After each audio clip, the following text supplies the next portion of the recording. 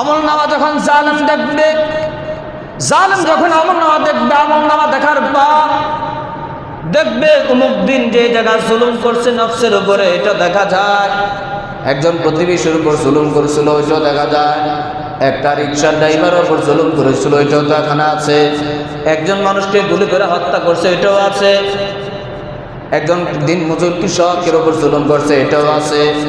একজনের 10 টাকা পাওনা ছিল, 10 টাকা তার দেয় না, এটাও আছে।